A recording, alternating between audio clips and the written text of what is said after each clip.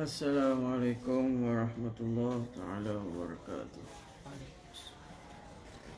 InsyaAllah tuan-tuan masuk dulu. Siapa yang dah masuk, sudah share dan tag nama kawan-kawan kita. InsyaAllah malam ni kita akan sambung erti dan kelebihan zuhud, insyaAllah.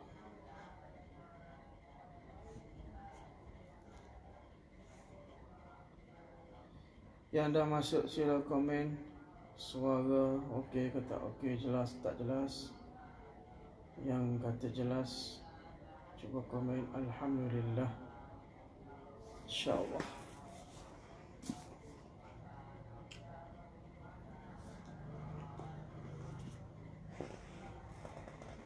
Waalaikumsalam warahmatullahi. Suara okey Hanafi?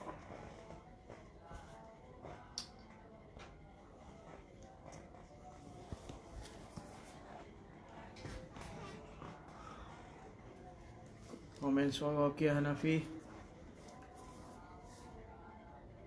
Alhamdulillah. Bismillahirrahmanirrahim.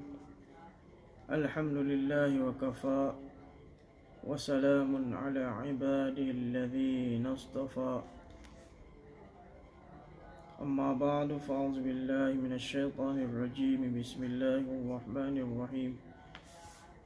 Inna ja'alna ma 'alal ardi zinatan laha linabluwahum ayyuhum ahsanu amala. Subhana rabbika rabbil 'izzati amma yasifun.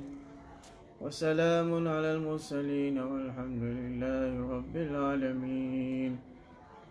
اللهم صل على سيدنا محمد وعلى آل سيدنا محمد وبارك وسلم. اللهم صل على سيدنا محمد وعلى آل سيدنا محمد وبارك وسلم. اللهم صل على سيدنا محمد وعلى آل سيدنا محمد وبارك وسلم. InsyaAllah kita akan sambung pengajian malam ni. Walaupun sedikit badan tak sihat sikit, namun untuk kita istiqamah, belajar istiqamah fiddin wa istiqlal fiddin, kita teruskan juga malam ni walaupun dua muka surat ataupun dua helai, insyaAllah. Minggu lepas ataupun 2 hari lepas kita bincang tentang zuhud. Maka kita akan sambung lagi hari ini tentang zuhud. Jadi tajuk hari ini adalah berkenaan dengan zuhud. Ada satu silap faham tentang zuhud yang mana kita akan cuba selesaikan. Zuhud bukannya bermakna bahawa seorang hamba Allah itu dia buang segala harta dan daulah di bawah pemilikannya, dia bagi orang lain ataupun dia buang, baling ke tempat lain. Bukannya bermakna zuhud bahawa seorang itu segala harta dan daulah di bawah pemilikannya kemudian dia pindahkan ataupun dia buang ke lain. Ini kerana Hazrat Sulaiman alaihissalam dan juga ayahnya Hazrat Daud alaihissalam adalah dimasukkan di kalangan golongan zahidin pada zaman mereka masing-masing. Walaupun mereka ini terkenal dengan orang yang mempunyai harta dan daulah, mempunyai isteri-isteri yang ramai dan banyak harta benda aset di bawah pemilikan mereka, namun mereka masih lagi tergolong di kalangan senarai-senarai orang yang zuhud. Demikian juga Nabi kita Muhammad Mustafa wa Ahmad Mustafa sallallahu alaihi wasallam, alal itlaqnya Nabi kita ini adalah bukan saja zuhud, malah sayyiduz zahidin, ketua orang-orang zuhud. Walaupun Nabi sallallahu alaihi wasallam sendiri mempunyai 9 isteri. Nabi ada 9 isteri, namun begitu Nabi sallallahu alaihi wasallam bukan saja zuhud, malah Nabi adalah ketua orang-orang zuhud. Demikian juga Hazrat Uthman radhiyallahu ta'ala anhu, Hazrat Ali, Zubair bin Awam, Hazrat Abdul Rahman bin Auf radhiyallahu ta'ala ajma'in. Mereka ini semua termasuk di kalangan list orang-orang yang zuhud. Sedangkan mereka ini terkenal di kalangan orang yang mempunyai malu kathir, harta yang banyak, aset yang banyak. Namun mereka tidak terlepas daripada senarai orang-orang yang zuhud. Demikian juga dengan muamalah Hazrat Hasan bin Ali radhiyallahu taala anhu. Kemudian selepasnya betapa ramai salafus salihin semisal Abdullah ibn Mubarak dan Lais bin Sa'ad radhiyallahu taala anhu rahmatullah alaih, dan juga Sufyan Tsauri rahmatullah alaih tergolong di kalangan golongan orang-orang yang zahid. Walaupun mereka ini golongan orang yang mempunyai banyak harta dan daulah, dan tergolong orang yang diberi keluasan rezeki mereka. Jadi banyaknya harta, luasnya rezeki bukannya syarat untuk menjadikan seorang itu tidak boleh jadi zuhud. Untuk jadi zuhud bukan syarat tak ada harta. Untuk tergolong di kalangan orang yang zuhud bukan syarat untuk seorang itu tidak boleh mempunyai harta. Malah ramai di kalangan salafus salihin yang saya sebutkan tadi, mereka adalah golongan orang yang banyak harta pada zaman masing-masing, akan tetapi mereka masih tergolong di dalam golongan zahidi. Apakah qaul dan pendapat Hasan Basri rahmatullah alaihi tentang zuhud? Berkenaan dengan zuhud, Hazrat Hasan Basri rahmatullah alaihi telah menerangkan satu perkataan yang sangat piara, sangat indah sekali. Beliau kata, zuhud adalah bukan nama kepada mengharamkan benda yang halal, dan bukan nama kepada mensia-siakan harta yang ada. Zuhud bukanlah nama kepada mengharamkan harta yang halal, dan bukan nama kepada mensia-siakan harta yang ada. Malah mafhum zuhud adalah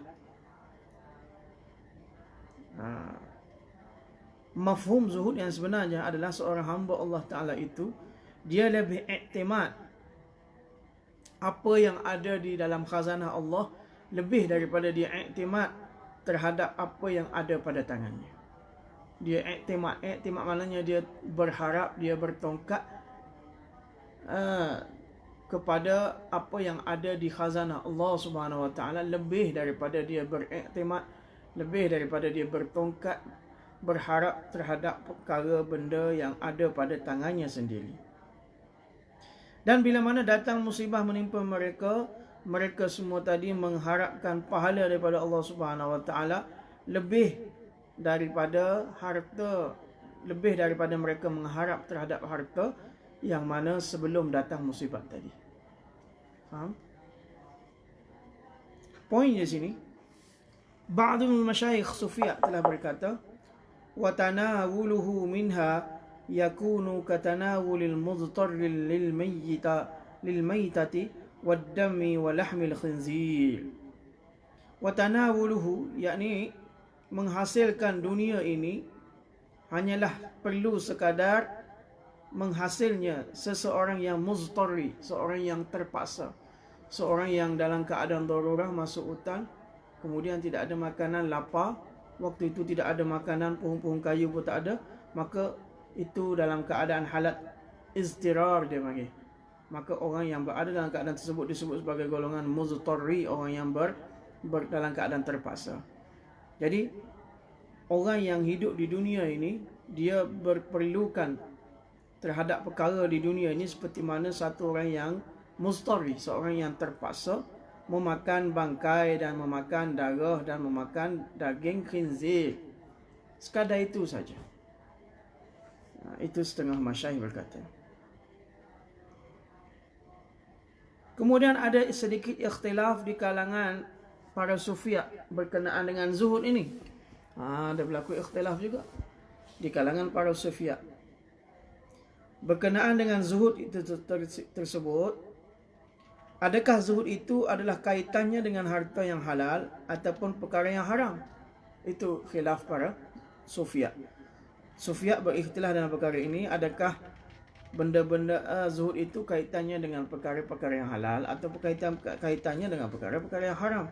Maka berkenaan dengan ini, para sufiyah kiram telah berlaku ikhtilaf. Satu jemaah daripada sufiyah berpendapat bahawa Zuhud itu kaitannya hanya dengan perkara-perkara yang halal. Ini kerana meninggalkan perkara yang haram itu memang fardu. Kaitan zuhud itu adalah perkara yang halal, perkara yang dibolehkan. Yakni meninggalkan perkara yang zaid lebih daripada keperluan. Jadi perkara yang lebih daripada keperluan itu masuk dalam perkara yang halal. Adapun perkara yang haram itu memang dah perintah Allah Ta'ala untuk kita meninggalkannya langsung. Manakala jemaah yang kedua berpendapat bahawa zuhud juga boleh jadi dalam perkara yang haram.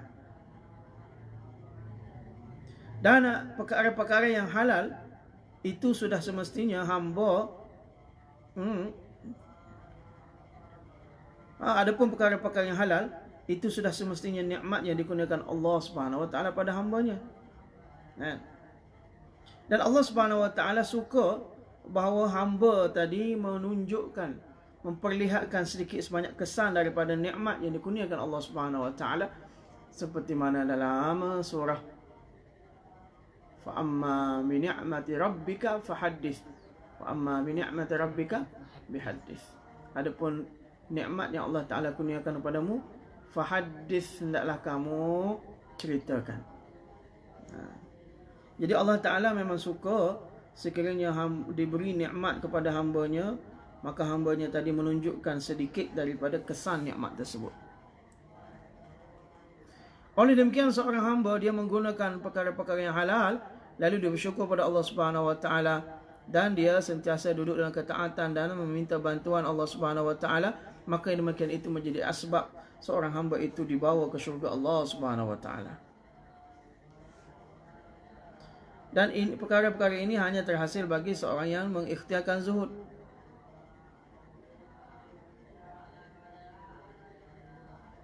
Labu labab, yakni intipati.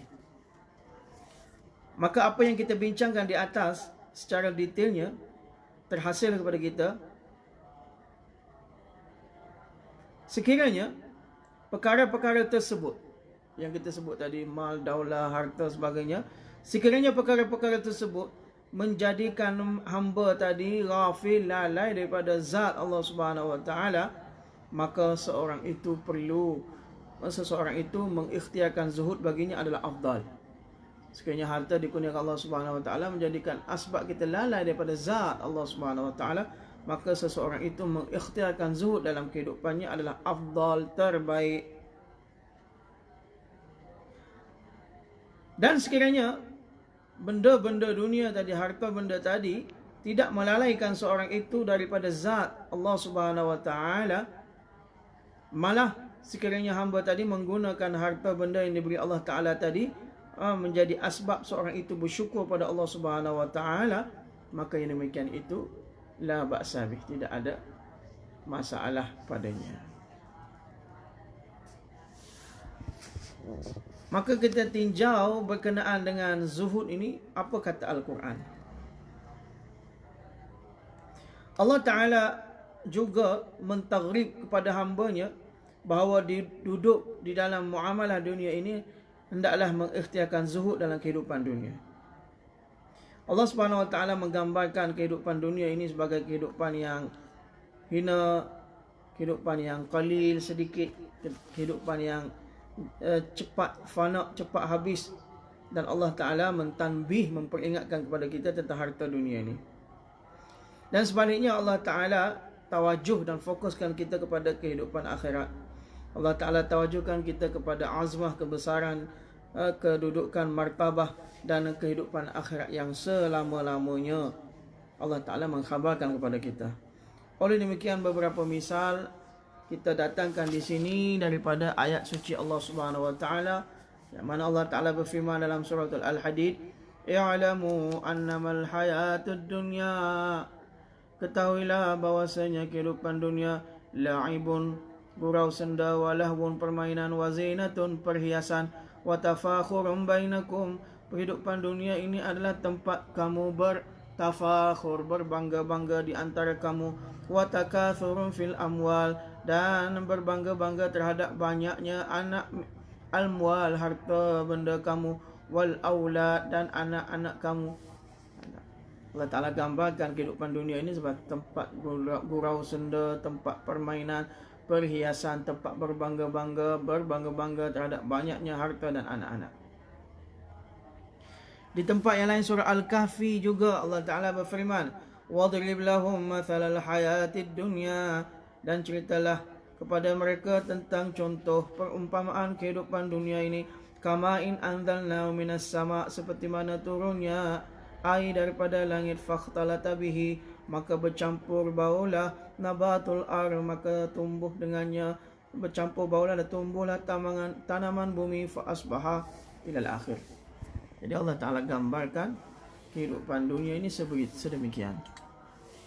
Dalam tempat yang lain Allah Ta'ala dalam surah Taha Allah Ta'ala berfirman, وَلَا تَمُدَّنَّ عَيْنَيْكَ إِلَى مَا مَتَّعْنَا بِهِ أَزْوَاجًا مِّنْهُمْ زَهْرَةَ الدُّنْيا, dan jangan kamu panjangkan kedua mata kamu kepada benda yang matta'na, yang mana kami beri untuk kamu ambil faedah dengannya, dari segi azwajan minhum, daripada isteri-isteri di kalangan kamu, zahratal hayatad dunya, sebagai ronak kehidupan dunia ini, asas kehidupan dunia, linaftinahum fi, tujuannya semua itu adalah untuk menguji kamu, wa rizqu rabbika khairun wa abqa, dan rezeki Tuhan kamu khairun, dan adalah lebih baik, wa abqa, dan lebih kekal. Fawaidus suluk, kita pergi kepada apakah fawaid suluk daripada ayat yang kita baca sebelum ini. Pertama, husnul amal adalah insan dunia ki chizon mein zuhud ikhtiar kare. Di antara ta'rif husnul amal, amal yang terbaik adalah bahawa manusia dia perlu mengikhtiarkan zuhud dalam perkara-perkara dunia. Yani sekiranya dia dapat perkara dunia tadi sedikit, maka dia bersyukur pada Allah Subhanahu Wa Taala. Or kinaat ki daulat apne rakai, dan dia hendaklah menjadikan kedaulatan kinaah dalam hidupnya. Kedaulatan kinaah, maknanya dia kena sematkan sifat-sifat kinaah, mencukupi apa yang ada. Alhamdulillah, syukur pada Allah. Maka orang yang mendapat daulah kinaah tadi, maka tidak ada daulah yang lebih besar daripada daulah kinaah. Hari ini kenapa kita yang stres, tak puas hati, tak cukup, itu kenapa? Kita tidak ada kinaah. Kita tidak ada sifat kinaah, bercukup-cukupan. Kita tak puas hati selalu. Dunia kimal mata kemarifat yaliku usul mai kharaj kare. Maka seorang itu untuk mendapatkan husnul amal, dia perlu membelanjakan segala harta dunia dan segala mata untuk menghasilkan makrifat ilahi. Di antara husnul amal, seorang itu hendaklah mengkharajkan, yakni menginfak, membelanjakan segala harta-harta dunia tadi untuk menghasilkan makrifat ilahi. Dan seorang itu perlu juga menunaikan hukukul ibad dengan biahsani tariqah, dengan tariqah yang indah sekali. Menunaikan hukukul ibad, kita ada dua hukuk, satu hukukullah, hak-hak Allah yang perlu kita tunaikan, satu lagi hukukul ibad, hak-hak hamba, jiran kita, sanak saudara kita, kaum keluarga, masyarakat kita, hak-hak mereka yang perlu kita tunaikan. Maka termasuk dalam husnul amal, seseorang itu menunaikan hukukul ibad dengan cara yang terbaik. Dan jangan seseorang itu membelanjakan harta sekadar untuk menyempurnakan nafsu syahwah dan sekadar untuk menunaikan segala kehendak syaitaniyah. Jangan seorang itu membelanjakan harta dengan sekadar untuk menyempurnakan syahwat nafsaniyah, dan juga untuk menyempurnakan aghrazu syaitaniyah, yakni kehendak-kehendak syaitaniyah. Kita hidup ini bukan sekadar untuk menggemukkan nafsu syahwat kita. Kalau nafsu syahwat kita tak akan pernah puas, sehinggalah dimasukkan tanah kubur. Hatta zurtumul maqabir, bila masukkan tanah kubur, mati, barulah perut kita ni puas daripada harta dunia. Husnul amal ya bidakhilih, di antara husnul amal, amalan yang terbaik juga termasuk di sini adalah hendaklah kita menjadikan makhluk Allah Subhanahu Wa Taala ini sebagai cermin untuk kita musyahadah kepada anwar jalal wal jamal Allah. Tinggi. Kita menjadikan makhluk Allah di atas muka bumi ini sebagai cermin untuk kita musyahadah, untuk kita melihat akan anwar jalal dan jamal Allah. semua makhluk masih Allah ni, isteri kita, anak isteri kita, kaum keluarga kita, malah segala makhluk Allah Subhanahu Wa Taala ini kita kena melihat dengan cermin, kita kena musyahadah, kita jadikan mereka itu seolah-olah cermin anwar, jalal dan jamal Allah. Kalau orang datang bagi hadiah kepada kita, orang puji kita, kita lihat di sini adalah tajalli sifat jamal Allah. Tapi kalau orang dah hina kita, orang marah kita, tiba-tiba orang jokah kita, orang marah tanpa kita, maka kita kena lihat kejadian itu sebagai cermin sifat jalal Allah. Atas dunia ada dua, satu jalal, jamal. Jadi kalau ada orang itu melihat sesuatu dengan musyahadah anwar, jalal dan jamal Allah, maka orang ini tidak ada tension. Tidak ada tension, tapi bukan senang nak buat perkara ni, tuan-tuan. Allah Ta'ala akan uji kita. Bila orang marah dia, bila orang segah dia, maka dia melihat dengan cermin jalal Allah. Bila orang puji, orang bagi hadiah, bila kesenangan yang datang, maka dia lihat dengan cermin anwar jalalullah. Itu dia termasuk dalam husnul a'mal.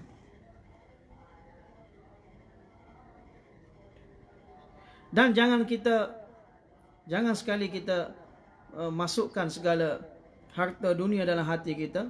Kenapa harta dunia itu hanyalah sebesar kepak nyamuk saja. Itu hanyalah kepak nyamuk saja. Dan harta dunia itu hanyalah jala, labah-labah saja, rumah labah-labah. Seperti mana hadis Nabi SAW menyebut, "Lau kanatid dunya ta'dilu 'inda Allah janaha ba'udah." Kalau sekiranya dunia ini menyamai di sisi Allah sebesar kepak nyamuk, ma saqa kafiran minha syarbata ma', nescaya Allah Ta'ala tidak bagi minum pada orang kafir walau seteguk air. Nilai dunia ini tidak ada nilai di sisi Allah Subhanahu Wa Ta'ala. Kalaulah dunia ini ada nilai di sisi Allah, nilai itu tak banyak, sebesar kepak nyamuk. Kepak nyamuk kadang-kadang tak susah nak lihat dengan mata. Tapi kalaulah dunia ini ada nilai dia sebesar kepak nyamuk sekalipun, nescaya Allah Ta'ala tak beri minum pada orang kafir walaupun seteguk air. Hari ini Allah Ta'ala duk bagi kepada orang kafir, duk bagi orang kafir bukan seteguk air seluas lautan. Kenapa? Allah Ta'ala bagi dunia kepada mereka kerana dunia ini di sisi Allah tidak ada nilai walau sekepak nyamuk. Berkata Ibnu Atha Iskandari, husnul a'mal adalah, apa yang dimaksudkan dengan husnul amal adalah bahawa manusia itu beriltifati daripada semua makhluk. Bahawa seorang hamba itu tidak iltifat kepada semua makhluk. Dia tidak berpaling kepada makhluk. Dia tidak berhajat kepada makhluk. Dalam hadis ada datang, ad-dunya daru ma la daralah, ad-dunya malu ma la malalah, laha yajma'u man la aqla lalah, wa 'alayha yu'adi man la ilma 'indah. Dalam hadis ada menyebut ad-dunya daru man la daralah. Dunia ini adalah rumah bagi orang yang tidak ada rumah di akhirat kelak. Dunia ini adalah harta bagi orang yang tidak akan ada harta di akhirat kelak. Laha yajma'u man la aqlalah. Orang yang mengumpul harta benda dunia ini adalah orang yang tidak ada akal padanya. Wa 'alaiha yu'adi ma la ilma 'indah. Dan terhadapnya nanti dia akan kembali bagi orang yang tidak ada ilmu di sisinya. Ad-dunya daru ma la daralah. Dunia ini adalah rumah bagi orang yang tidak ada rumah di akhirat kelak. Dunia ini adalah harta bagi orang yang tidak ada harta di akhirat kelak. Bukan bermakna hadis ini kita tak perlu buat rumah, tak perlu cari tempat persembunyian, tak. Maknanya kita tidak perlu membuat rumah begitu berhias-hias seolah-olah kita mau hidup 1000 tahun. Sekadarlah rumah. Kata Syekh kita, rumah pada zaman ini adalah perlu, ia adalah perisai.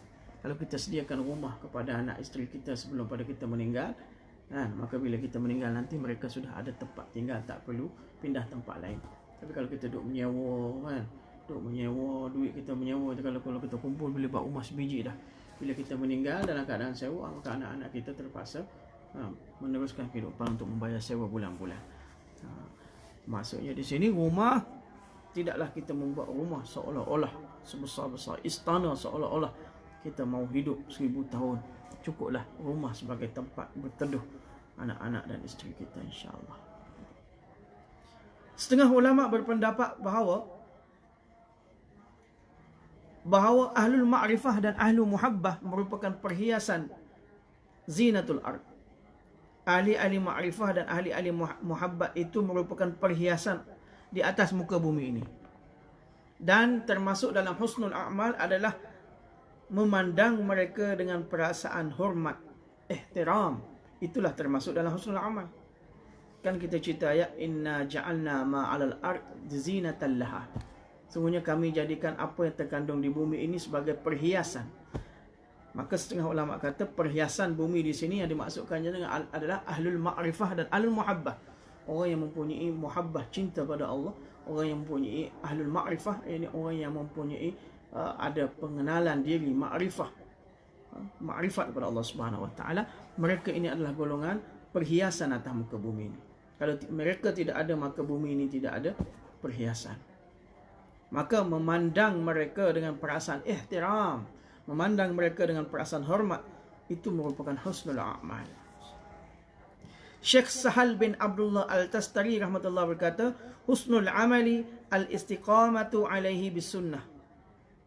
Syekh Abdullah Al-Tastari berkata, husnul a'mal adalah, amalan yang terbaik adalah istiqamah ke atasnya sunnah Nabi sallallahu alaihi wasallam.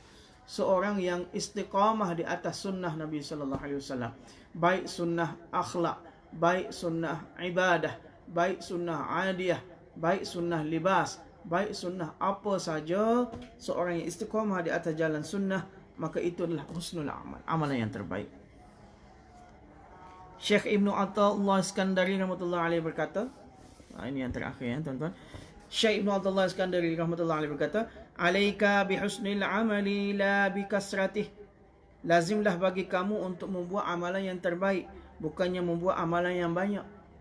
Alaika bihusnil amali la bikasratih. Kasratul amali ma'a adimil husni fihi kathiyabil kathiratil wadi'ah. Kenapa?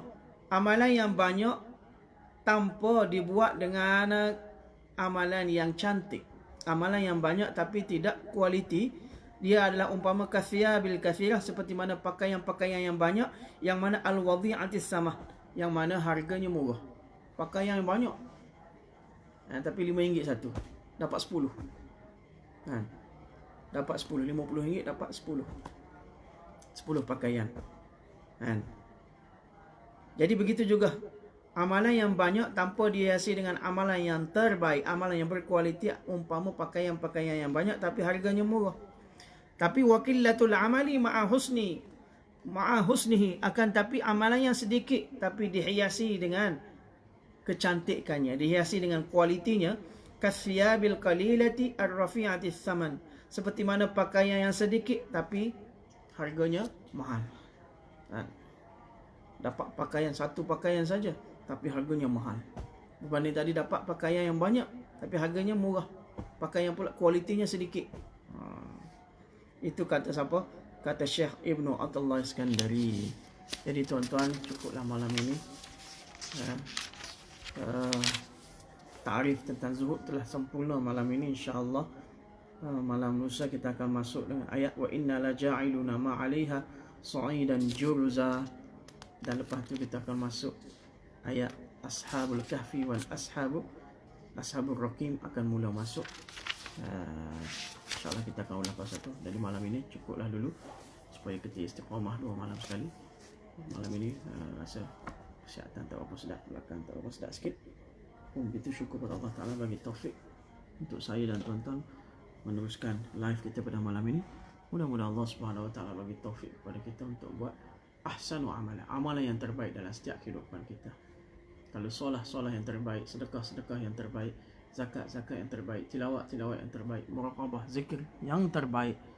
Kenapa? Di sisi Allah Ta'ala mahu ahsanu amalan, bukannya kasratu amalan.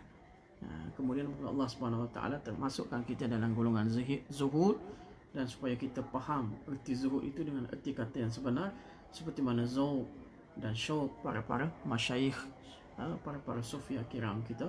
Semoga Allah Ta'ala kurniakan kepada kita dan seluruh umat. Wa akhu da'wana alhamdulillah rabbil alamin. Allahumma ighfir lana dhunubana wa liwalidayna rabbirhamhuma kama rabbayana saghara. Allahumma hdina wahdi bina wahdina sajami'a waj'alna sababan liman ihtada. Allahumma maghfiratuka awsa'u min dhunubina wa rahmatuka arja' indana min a'malina.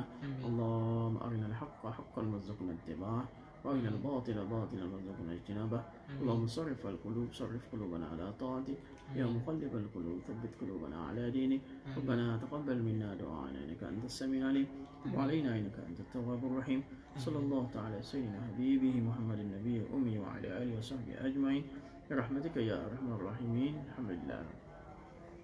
Jazakumullah khairal jazaa ya tuan-tuan yang mengikuti live kita. InsyaAllah kita sambung malam esok di Facebook Salik Mujaddid insyaAllah. Assalamualaikum warahmatullahi taala wabarakatuh.